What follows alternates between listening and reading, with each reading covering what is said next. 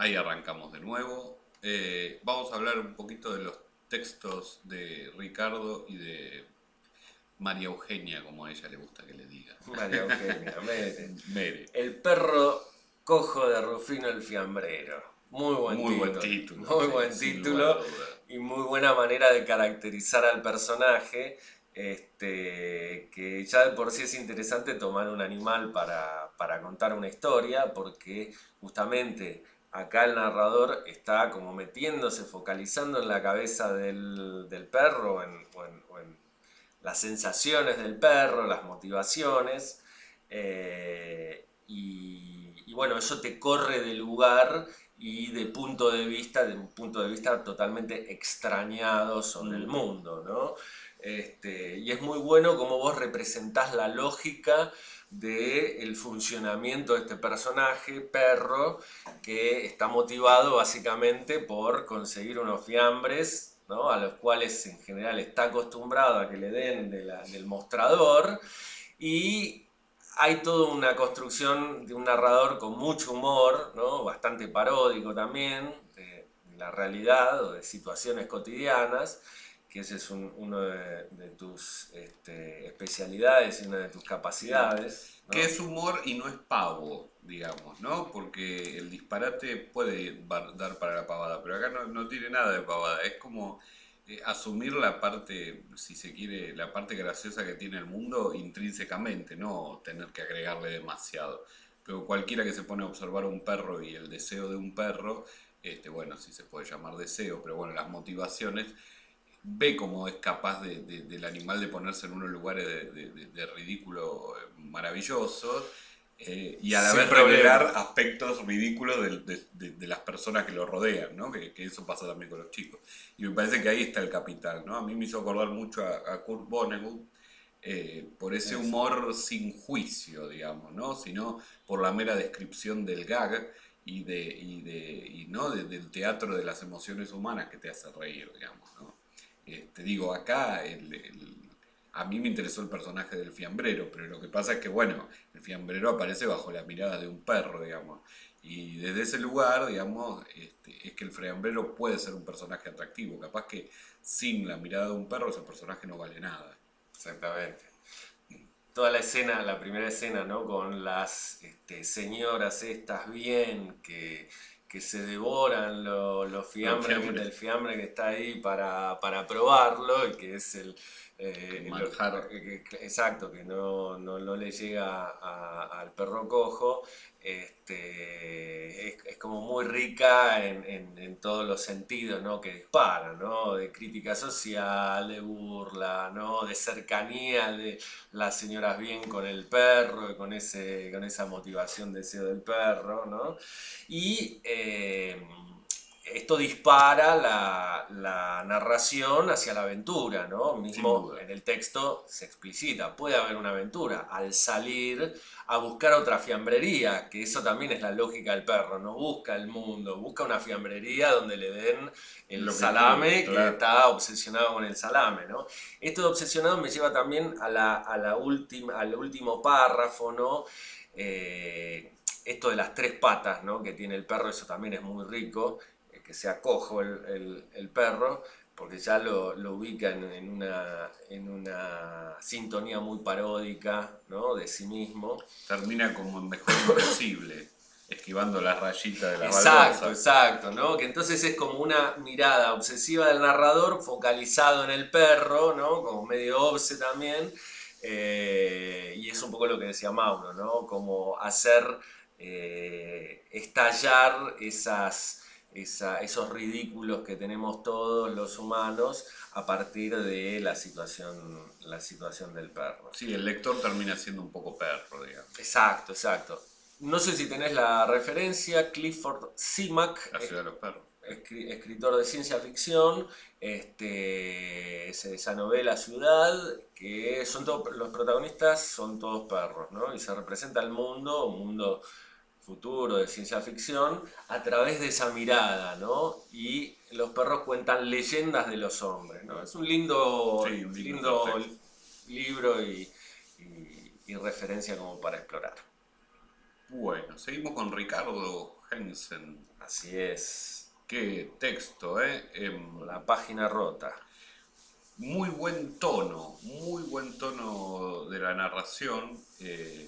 Hay un oficio acá, Sin duda, narrativo. sin duda. Hubo mucho trabajo, por lo menos nos lo haces creer. El narrador está muy familiarizado con eso que cuenta, las voces son muy creíbles. Realmente es algo para destacar que nosotros siempre los alentamos, que es a escribir de lo que conocen. No sé si Ricardo se ha puesto a investigar, realmente no tenemos ningún dato de Ricardo, como de la mayoría de ustedes, pero por lo menos a nosotros nos generó toda la fantasía de que de lo que está hablando sabe. Es un narrador que conoce el mundo que está contando. Sí. Y a uno le da mucho placer eso, porque uno se entrega con seguridad a quien le narra cuando como lector descubre que el otro le va a traer una información que uno no tiene y lo va a conducir en un mundo que uno no conoce, ¿no? La trama de la historia está muy bien organizada. El concepto de trama que también vamos a desarrollar tiene que ver con esto, con construir una intriga y con lo que Mauro decía en la intro de la economía de la información. El narrador no te da todos los datos del conflicto de la historia, te va presentando el conflicto a partir de este personaje odioso de Reinaldes, ¿no? Que los vuelve locos y los tiene de hijos y los tortura de distintas maneras a todos los compañeros conscriptos, ¿no? En este clásico bullying del servicio militar, de conscripción, que después tiene el fondo del el telón de fondo de la guerra de Malvinas, que eso también es interesante. El asunto que se va a contar no está en la guerra, está puesto en las relaciones entre los personajes.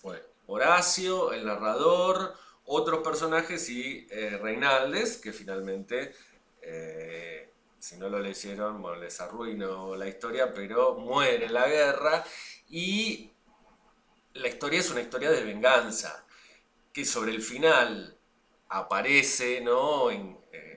Casi explícita, no confirmada, pero el lector tiene todos los elementos para cerrar la historia, y en ese sentido nos parece como muy bien organizada la información y muy bien creada la tensión narrativa, ¿no? Sí, creo que también el final yo quería destacar también porque justamente termina con, ¿no? Como con una escena que es una coda, digamos. La historia terminó antes, digamos. Lo que tiene el final es que acompaña un poco la pérdida de intensidad de la situación terrible en la que uno vive y que tiene mucha importancia, ¿no? Sí. A veces uno Sí. insiste con esto de no terminar los textos con bombos y platillos, primero porque es una estrategia muy transitada, ¿no? En todo el siglo XIX y principios del siglo XX ha hecho uso y abuso de esta técnica de cerrar con el final con bombos y platillos. Y que a veces yo uso la metáfora, digamos, de lo que es una fiesta o un velorio. En definitiva, la cuestión ocurre que, o por lo menos demanda siempre, cuando uno va a ver una película, cuando uno va a ver un velorio, siempre demanda, si ha ocurrido algo trascendente, que quedarse con alguien charlando un poquito más después de lo que ocurrió, ¿no? Exacto. Entonces uno dice, ¿por qué? Porque uno no baja tan fácil de la emoción.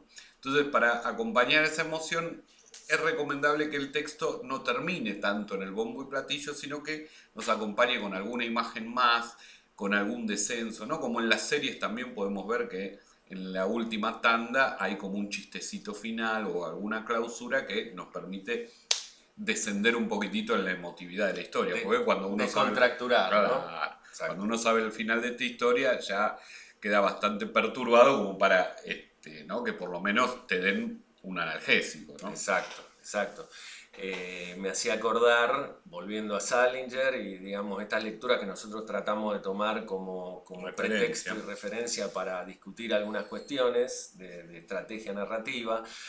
En el cuento del pez banana se termina allá arriba. hasta la última línea te maneja la atención, no sabes qué va a hacer con el revólver, con la pistola, si la va a matar a la mujer o se mata a sí mismo como es como ocurre. Ese sería el cuento clásico, la sorpresa al final y termina allá arriba. Por eso la pregunta que les dejábamos, bueno, ¿qué pasaría si lo deja antes, ¿no? La situación, o manejando el revólver, o simplemente yendo volviendo a la habitación con la mujer dormida, ¿no? ¿Cómo sería el sentido del cuento, ¿no? Y si lo comparamos con El hombre que ríe, que El hombre que ríe es una historia como que va desarrollando su trama más lentamente y que resuelve antes del final. El final es esto, como una coda que le agrega como una imagen poética al destino de la historia y a la relación del personaje narrador desde su infancia, niño, con el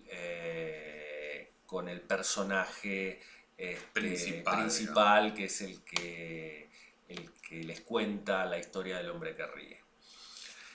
Una referencia como para también intertexto para este mundo, Rodolfo Walsh, el cuento Un oscuro día de justicia, que también es sobre una venganza en un internado de chicos, y el cuento Imaginaria, que creo que está en Los oficios terrestres o en Un kilo de oro, en uno de los dos, Imaginaria, que también representa el mundo de la conscripción. Así que dos referencias como para investigar. Bueno.